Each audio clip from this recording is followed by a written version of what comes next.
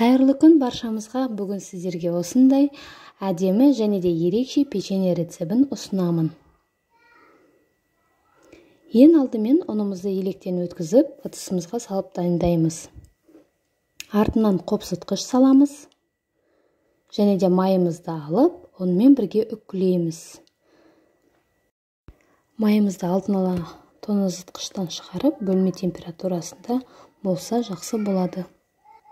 Алақандарымызбен, саусақтарымызбен жақсылап тұрып үкілейміз, яғни да үгіліп тұру керек.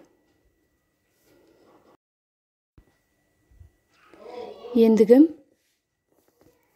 осының үстінен тұзымызды саламыз. Содан кейін жұмыртқаның тек қана сарысын. Бар болса сливки құюға болады. Және де қаймақ, яғни сметана салып, жұмсақ қамыр елейміз.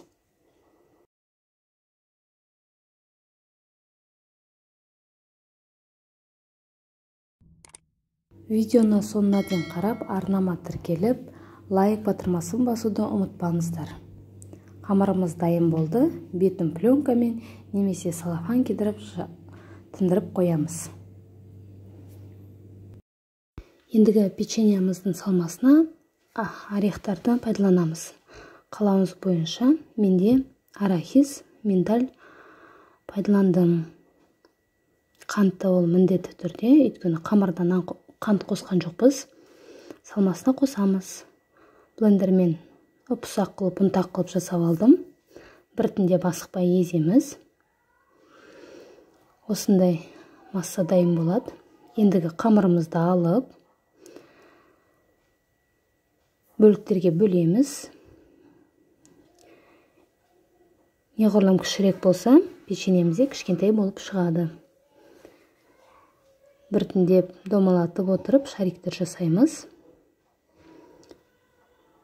Бөліктерге бөліп асықпай. Ендігі осы шариктерімізді оқтаумен жаямыз.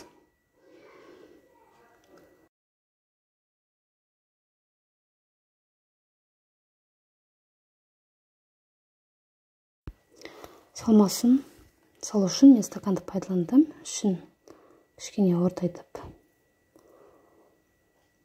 Тура осы рецептпен жасап көрсеңіз, печеньесі ерекше болып шығады. Өйткені орех өте дәмді.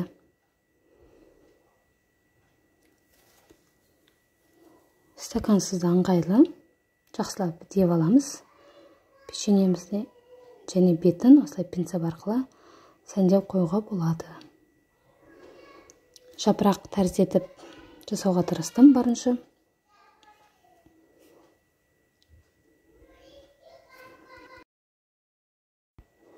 Тағы да қайталап көрсетіп жатырмын. Өзіңіздің қалауыңыз бойынша сәндеп бересіз. Пинцетті пайдаланып. Формам жапырақ тәрізді болғандықтан ортасынан бір сызық, жан-жағынан бірнеше сызық жүргізіп жасадым. Мінекей печеньелеріміз дайын болды. 180 градуста шамамен 30-35 минутта пісіресіздер. Қатты қызартудың қажеті жоқ. Сіздермен болған Айман. Арнама тіркелуді және де пікір қалдыруды ұмытпаңыздар. Барлығымызға ас болсын, және де қалауыңыз бойынша бетін осылай шоколадпен әсемдеп қоюға болады. Барлығымызға ас болсын.